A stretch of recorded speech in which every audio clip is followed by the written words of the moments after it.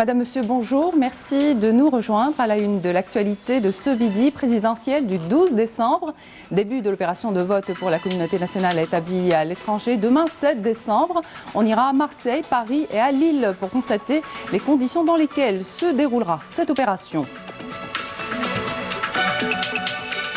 Le rendez-vous est donné pour ce soir à 19 h pour le débat entre les 5 prétendants à la magistrature suprême. Ça sera en direct sur les chaînes de la télévision publique, la radio nationale et toutes les chaînes de télévision privée. 20e jour de campagne pour les présidentielles. Les 5 candidats poursuivent leur meeting populaire. Ils étaient hier à Tamanrasset, Sétif, Constantine et à Oran.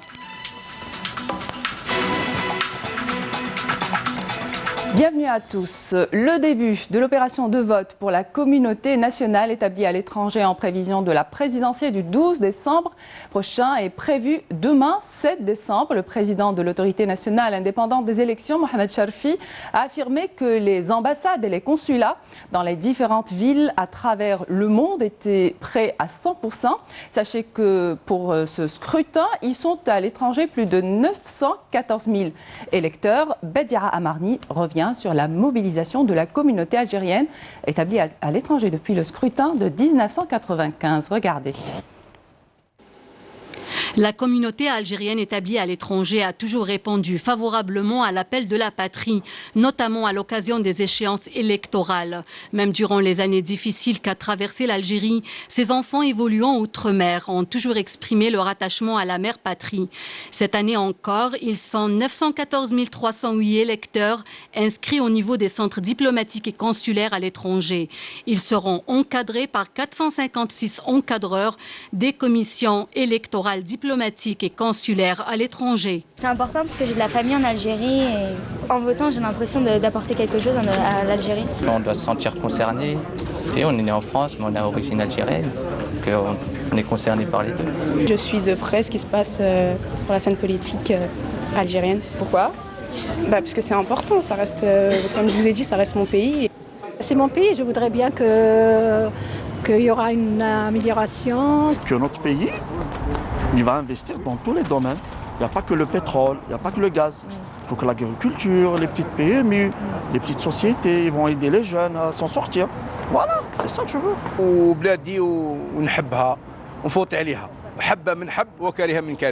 Je fais mon rôle de citoyenne algérienne et je suis fière de venir voter pour mon pays. C'est mon devoir de voter et chaque fois qu'il y a un appel pour le vote, je suis là, présent pour suivre les événements algériens de manière assez, je vais dire, regardante et pointue, quoi. L'engagement des émigrés envers leur pays d'origine ne date pas d'aujourd'hui. Leur mobilisation pour l'Algérie a de tout temps été exemplaire. Même si les conditions de ce scrutin sont loin d'être les mêmes que celles des précédents, il n'en demeure pas moins que les membres de la communauté algérienne à l'étranger s'apprêtent à unir leurs rangs pour se rendre encore une fois aux urnes afin de désigner leur futur président. À Marseille, les délégués de l'ANI, qui représentent en même temps la société civile, utilisent tous les canaux pour informer leurs concitoyens sur la particularité et l'enjeu de ce scrutin. La radio Gazelle, une station largement suivie par la communauté, en est un appel du cœur a été lancé à travers ses ondes. Reportage Nawal Abada. السلام عليكم ورحمة الله تعالى وبركاته مستمعي الأفاضل مستمعاتي الفضليات نرحب بكل من التحق بنا اللحظة. Un autre canal de communication avec la communauté algérienne établie à Marseille, la radio Gazelle. C'est un travail de mobilisation. Il y a un volet pédagogique et un côté civique qu'il faut absolument que les personnes intègrent. Voilà. Et que le vote, avant toute chose, c'est vrai que c'est un devoir, mais comme je le dis souvent, c'est un droit, il faut faire valoir ce droit. Un débat riche, empreint de conviction. C'est un travail pédagogique pour dire aux Algériennes et aux Algériens qui ont été déçus par les élections, quelles que soient les élections, aussi bien en Algérie qu'en France, de leur dire qu'ils ont cette chance historique de pouvoir participer à un moment historique, c'est-à-dire faire en sorte que l'Algérie, qui est en difficulté depuis un certain temps, elle compte sur ses filles et ses fils. Des messages forts pour des auditeurs fidèles à travers une station suivie depuis voilà 25 années. نريدها جزائر بلا طائفية.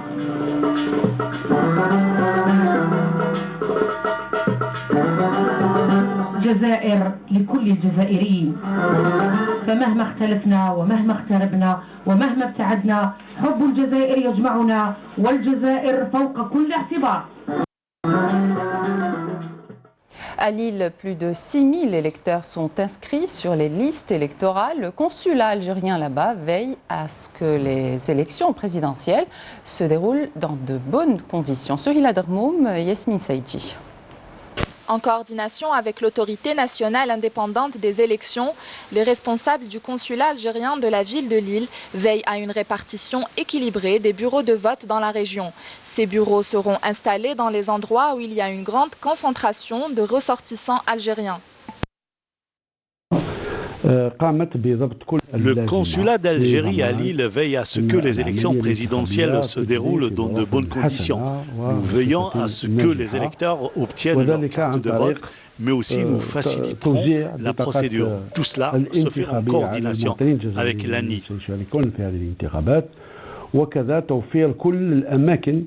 اللازمة لإجراء العملية الانتخابية في ظروف حسنة. من منطقة ليل عندنا أكثر من 60,000 ناخب يعني مسجل في قائمة الانتخابات. Ici à Lille, nous avons plus de 6000 électeurs qui sont inscrits sur la liste électorale. Ils sont répartis à travers 16 bureaux, 3 dans la ville de Lille, 3 également à Roubaix et 2 à Tourcoing. Et les autres à travers Grande-Sainte, Amiens, Douai et Lens. والباقي الأخرى موزعة بين Grande-Sainte, Amiens, Douai. Toutes les dispositions nécessaires ont été prises afin d'accueillir dans les meilleures conditions les 60 000 électeurs qui ont été enregistrés dans le nord de la France. Et j'espère que l'Algérie va se redresser, parce qu'on a un beau pays. Obligé parce qu'on a besoin d'un président, c'est normal, on ne va pas laisser le pays comme ça. Nous voulons que notre pays se stabilise si Dieu le veut. On n'est pas contre le vote, on veut un homme qui représente notre pays. À Roubaix, où la communauté algérienne est la plus présente, le questionnement est le même. Qui sera l'élu à la tête du pays le 12 décembre prochain? Et nous avons avec nous au téléphone notre envoyé spécial à Paris, Hasna Zoubiri. Hasna, bonjour. Vous vous trouvez actuellement à Paris, au consulat général, où en sont les préparatifs pour le scrutin qui démarre demain pour la communauté algérienne établie à l'étranger. Très bien, donc Amina, bonjour. Je suis au niveau du consulat général de Paris. Ils sont en plein préparatif, tout est prêt, tous les moyens humains et matériels sont mis en place, ce qui nous a été confirmé par le consul général de Paris. Ici, dans la zone 1 de Paris, qui regroupe l'Île-de-France et la région parisienne, le nombre d'électeurs est de 40 127 électeurs, donc des Algériens qui sont attendus dès demain pour voter, sauf que la grève des transports ici à Paris, j'espère que ça ne va pas les empêcher de venir. Pour l'instant, les services consulaires, en fait, ils ont mis les moyens. D'ailleurs, 6 bureaux de vote vont se déplacer, en fait, pour la région, le centre de Paris, histoire de se rapprocher de la communauté et leur permettre de voter.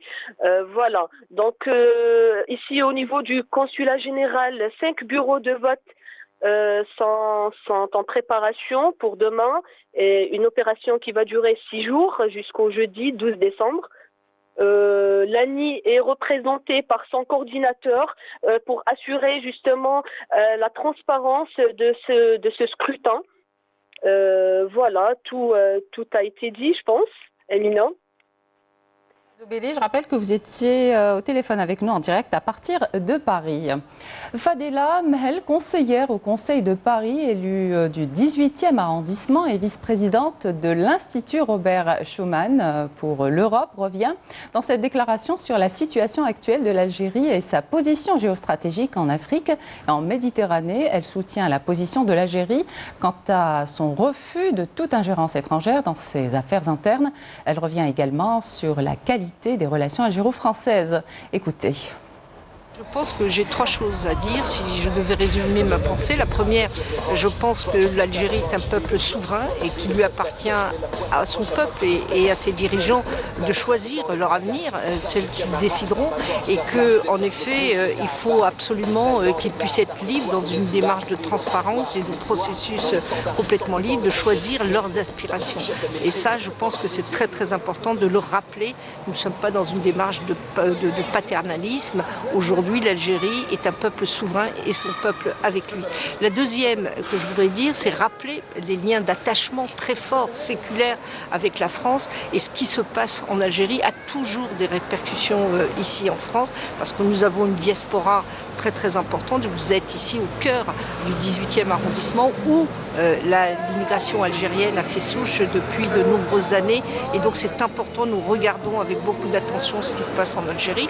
Et enfin, le troisième élément, c'est que vous le savez comme moi que l'Algérie est une nation clé à la fois en Afrique, à la fois en Méditerranée, et tout ce qui peut concourir à sa stabilité, à son développement. Et je pense qu'elle a de formidables atouts. C'est un pays qui a des ressources à la fois pétrolières, mais aussi humaines, avec un peuple très très jeune.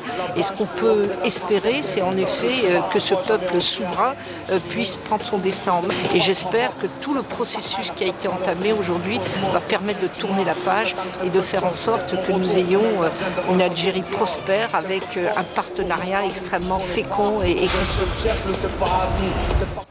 Le débat entre les 5 prétendants à la magistrature suprême, ce sera ce soir en direct à partir de 19h sur les chaînes de la télévision publique, la radio nationale et toutes les chaînes de télévision privées. L'autorité nationale indépendante des élections informe par ailleurs les chaînes de télévision nationales et étrangères que la diffusion en direction du débat sera exemptée de toute taxe. 5 candidats en lice pour les présidentielles du 12 décembre 2019.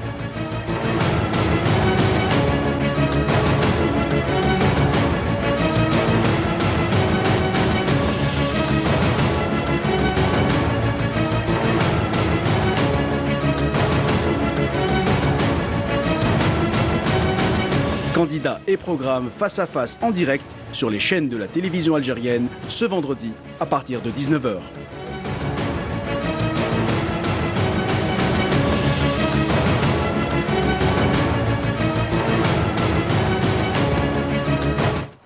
Un des proches de Ali Benflis, candidat à la présidentielle du 12 décembre courant, a été arrêté par les services de la Sûreté pour intelligence avec des parties étrangères, et ce, suite à des informations relayées sur les réseaux sociaux. L'individu en question, répondant aux initiales BS, a collecté des informations pour les remettre à un pays étranger, des informations dont l'exploitation est de nature à nuire aux intérêts des services de la défense nationale, des faits punis par le Code pénal. Le prévenu a été présenté au tribunal de Bermorad Raïs et placé en détention provisoire pour avoir entretenu avec les agents d'une puissance étrangère des intelligences de nature à nuire à la situation militaire ou diplomatique de l'Algérie ou à ses intérêts économiques, outre l'organisation d'une manière occulte d'un moyen quelconque de correspondance ou de transmission à distance de nature à nuire à la défense nationale. Les services de la Sûreté ont déjoué hier un plan de sabotage fomenté par le mouvement pour l'autodétermination de la Kabylie, MAC. Le plan comploté également par le mouvement Anavad, gouvernement provisoire kabyle relevant du MAC, vise à récupérer le Hirak populaire par le biais d'éléments extrémistes et à inciter à la désobéissance et à des marches nocturnes pour pousser les forces de sécurité à recourir à la force. Les forces de sécurité ont arrêté au niveau de la place des Martyrs à Alger un étudiant universitaire membre du MAC et militant au sein d'un parti politique opposé à la tenue de l'élection présidentielle, relevant que l'étudiant en question a été appréhendé en train de prendre des photos du déploiement des forces de sécurité. L'individu interpellé a dévoilé l'existence d'un plan de sabotage devant être exécuté la veille de la présidentielle du 12 décembre en faisant part au service de sécurité de déclarations dangereuses concernant des détails de ce plan. Dans l'actualité aussi, ces marches populaires organisées à travers plusieurs régions du pays, appelant à une participation massive au prochain scrutin et en soutien à l'institution militaire, comme est le cas dans la wilaya d'Oran.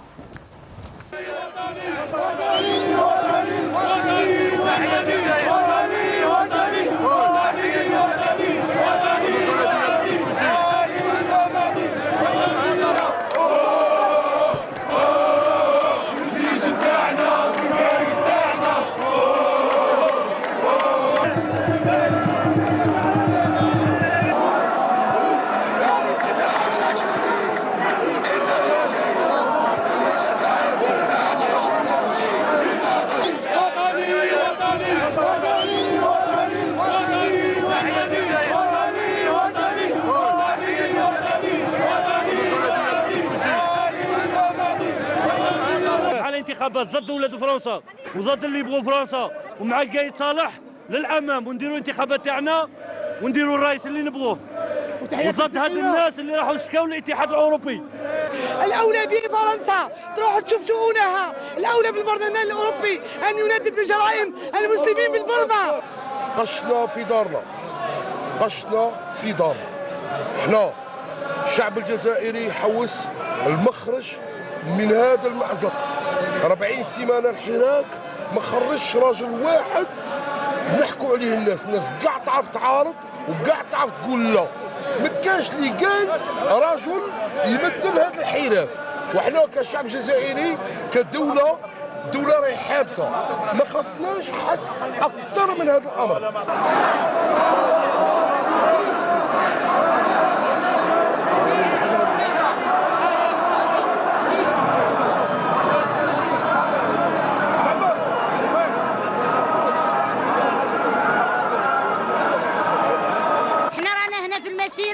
غير باش نديروا التدخل الاجنبي، ماناش باغيين اوروبا تدخل روحنا في بلادنا، ندابزوا نواسوا بعضنا بعض، الجزائر بلادنا.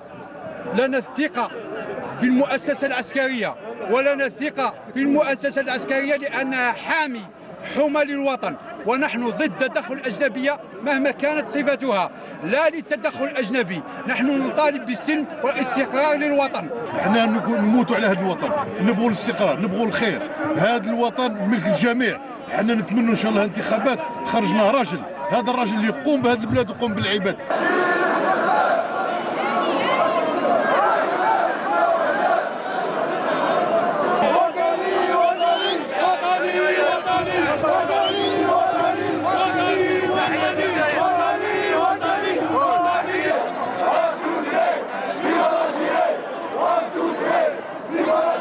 نحن نؤكد ونقول نحن مع الانتخابات، ونحن مع الجيش الوطني الشعبي سليل جيش التحرير الوطني.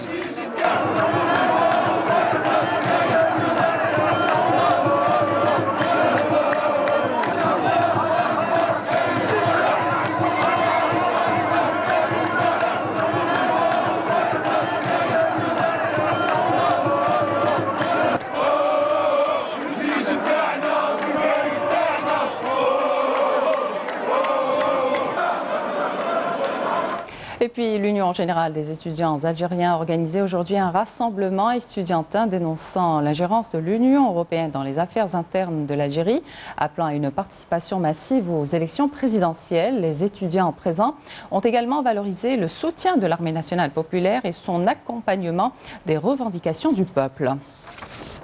On poursuit ce journal avec la campagne électorale pour la présidentielle du 12 décembre prochain qui bat son plein. Pour le 19e jour de campagne, Abdelmajid Tebboune était à Tamanrasset, à Mehoubi, a animé un meeting à Sétif. Ali Ben Fliss a fait le déplacement à Constantine. Abdelaziz Belaïd était également à Constantine. Abdelkader Ben Grina animait quant à lui un meeting à Oran. Le compte rendu avec Jazia Bayou. Depuis Tamanrasset, Abdelmajid Tebboune s'est engagé en cas de victoire à redonner à cette wilaya la place qui lui sied et à en faire un pôle touristique international. Le candidat a fait savoir que le programme qu'il propose pour relancer le tourisme dans cette wilaya du Sud prévoyait le développement de plusieurs autres secteurs, dont la rénovation du réseau routier et l'ouverture de lignes ferroviaires reliant Tamanrasset aux autres wilayas et villes du pays. Tebboune a indiqué en outre avoir consacré un volet spécial de son programme au développement de la wilaya de Tamanrasset dans tous les secteurs. Pour sa part, Azzeddin Mehoubi s'est engagé depuis Sétif à conférer une grande place à l'histoire dans le système scolaire et culturel, dans les médias et dans la vie de la famille algérienne humble, pour construire une génération fière de sa mémoire et de ses héros. Le candidat du Rassemblement national démocratique a soutenu que le peuple doit être plus conscient et qu'il y a lieu d'accorder davantage d'importance à l'enseignement de l'histoire qui revêt une grande valeur pour la préservation de la mémoire et asseoir la civilisation dans divers domaines. Le candidat Abdelaziz Belaïd a appelé quant à lui depuis Constantine à garantir des conditions favorables au retour au pays des cerveaux algériens émigrés pour contribuer à son édification. L'édification d'un État algérien moderne est tributaire du développement de la recherche scientifique et la formation des cadres, a-t-il dit. Le candidat indépendant a appelé le peuple algérien à aller voter massivement le 12 décembre afin de préserver cette stabilité et l'unité du peuple. Le prétendant à la magistrature suprême a également fait savoir que le programme qu'il propose vise à relancer le développement de tous les secteurs de cette wilaya. Depuis Constantine, le candidat Ali Ben Fliss a dénoncé les corrompus qui ont saccagé le pays durant la dernière décennie, affirmant que les procès tenus ces derniers jours témoignent de l'ampleur du préjudice qu'ils ont causé. Le prétendant à la magistrature suprême a appelé ainsi les Algériens à se tourner vers l'avenir, promettant, s'il est élu président, de mobiliser les enfants intègres du pays qui serviront leur patrie et non leur intérêt personnel. Le président de Talayat al-Hurriyat s'est dit porteur d'un projet politique et socio-économique pour régler la crise et faire sortir l'Algérie de son passé douloureux et lui permettre d'aller de l'avant pour devenir un État fort et redoutable. Depuis Oran, le candidat à la présidentielle Abdelkader Ben Grina s'est engagé à poursuivre la lutte contre la corruption. Il s'est engagé depuis Oran à ouvrir tous les dossiers de corruption s'il venait à être élu président de la République. Au volet économique, le prétendant à la magistrature suprême a promis qu'il œuvrera à rectifier les dysfonctionnements de l'environnement économique en vue de s'affranchir de l'économie de rente qu'il a généré corruption, autocratie, exploitation des ressources naturelles, marginalisation des entreprises, édification d'empires du monopole en l'absence du contrôle par l'État et de la faiblesse des entreprises. Le candidat Ben Grina a affirmé que les Algériens étaient disposés à défendre la souveraineté et la stabilité de la patrie. En marge du lancement hier de la caravane de jeunes vers les régions du Sud pour la sensibilisation à l'importance de la participation à la prochaine élection présidentielle, le ministre de la Communication, porte-parole du gouvernement et ministre de la Culture par intérim, Hassan Rabhi, a affirmé que l'élection présidentielle prévue le 12 décembre se déroulera normalement et dans de bonnes conditions. Écoutez.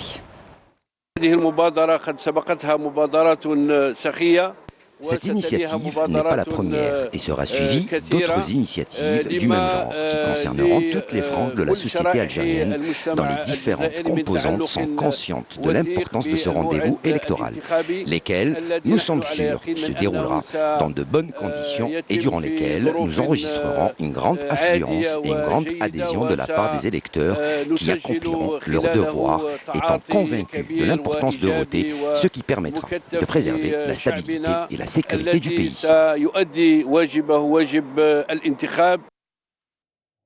La revue Al-Jaish est revenue dans son dernier éditorial sur le glorieux parcours de l'armée nationale populaire durant l'année 2019 et sur sa stratégie de développement et de modernisation des forces leur permettant de défendre notre pays contre toute menace, source de fierté et d'orgueil pour le peuple algérien, un lien existentiel profond et fort, ce qui explique le fait qu'elle fasse l'objet d'attaques. C'est ce qu'a souligné le général de corps d'armée, Ahmed Gaïd Salah, vice-ministre de la Défense nationale, chef d'état-major de l'armée nationale populaire, dans son allocution qu'il a prononcée lors de sa dernière visite.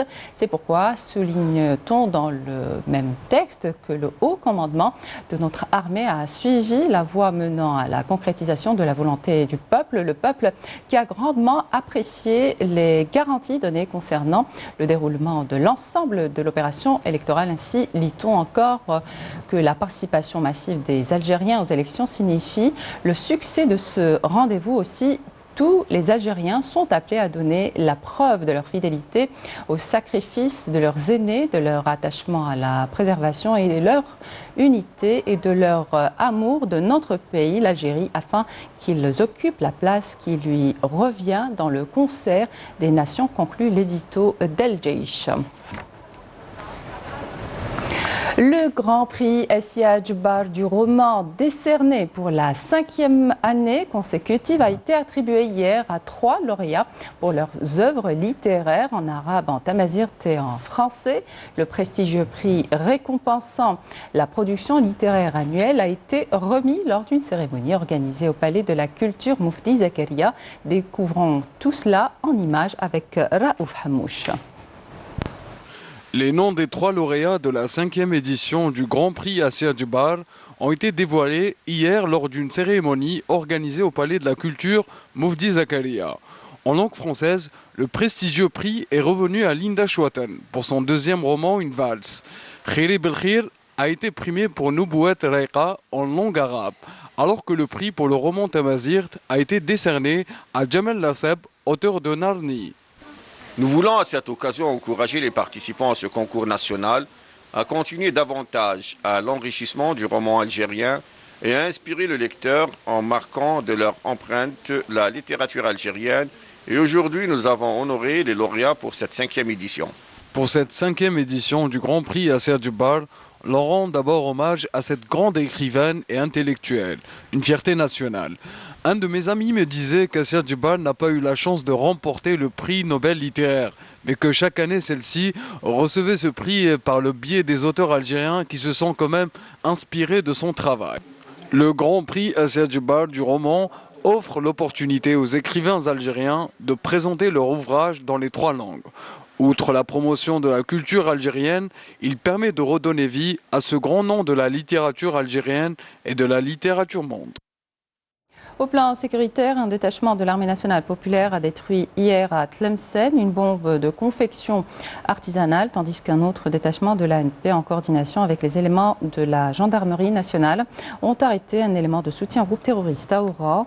Dans le cadre de la lutte contre la contrebande et la criminalité organisée, des détachements de l'armée nationale populaire ont saisi lors d'opérations distinctes menées à Tamanrasset, Bojbedji Mokhtar et Bojbedji Mokhtar, 12 kg de kifs traités, 6 groupes électrogènes, 2 marteaux-piqueurs et 2 détecteurs de métaux, tandis que des gardes-côtes ont saisi en coordination avec les services de la Sûreté nationale 1 kg et 716 grammes de cocaïne dissimulée à bord d'un navire commercial étranger au port d'Oran.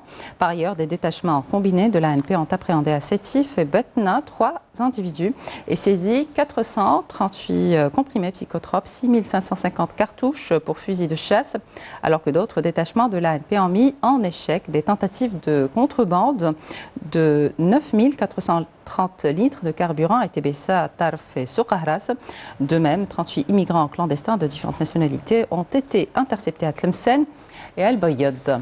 Les récentes déclarations du ministre espagnol des Affaires étrangères sur la situation sécuritaire dans les camps des réfugiés sahraouis ont suscité bien des réactions au moment où les camps de Tindouf ne cessent d'accueillir des associations espagnoles qui viennent régulièrement apporter leur soutien et solidarité aux populations sahraouies. Fatma Zahra Ben Fadjrla, Abdelmajid Banqassi. Des intellectuels, des médias, des associations, mais aussi des formations politiques espagnoles ont exprimé leur rejet des mises en garde du ministre espagnol des Affaires étrangères sur la situation sécuritaire dans les camps des réfugiés de Tindouf. L'agence de presse sahraoui a d'autre part souligné qu'elle a reçu plusieurs messages de rejet des allégations espagnoles, tout en exprimant leur solidarité et soutien à la cause sahraoui.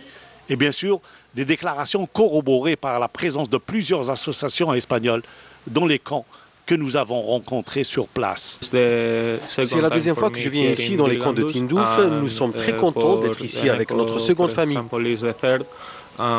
Nous sommes chez notre seconde famille et c'est la troisième fois que nous venons ici.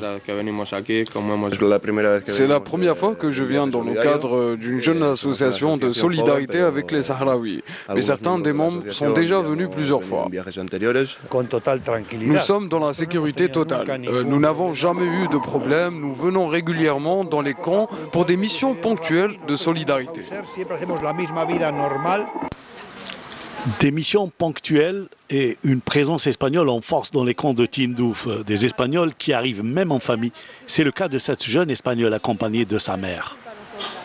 Nous sommes venus ici pour voir de près comment vivent les familles sahraouis dans les camps. Ils sont très bien accueillis chez nous et ils vivent dans la tranquillité totale. La paix totale pour un peuple qui ne cherche qu'une seule chose, sa liberté.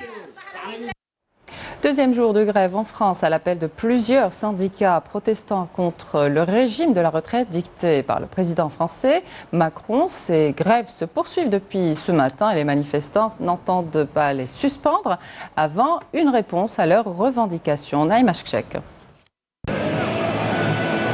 La paralysie était entière hier en France au déclenchement de la grève générale appelée par un très grand nombre de syndicats. Une grève qui a touché quasiment tous les secteurs socio-économiques pour protester contre la réforme des retraites du président Macron, conduisant tout droit vers la précarisation des retraités, dénoncent les manifestants qui poursuivent aujourd'hui leur colère et encore les jours à venir, menacent-ils si le gouvernement Macron n'entend pas raison.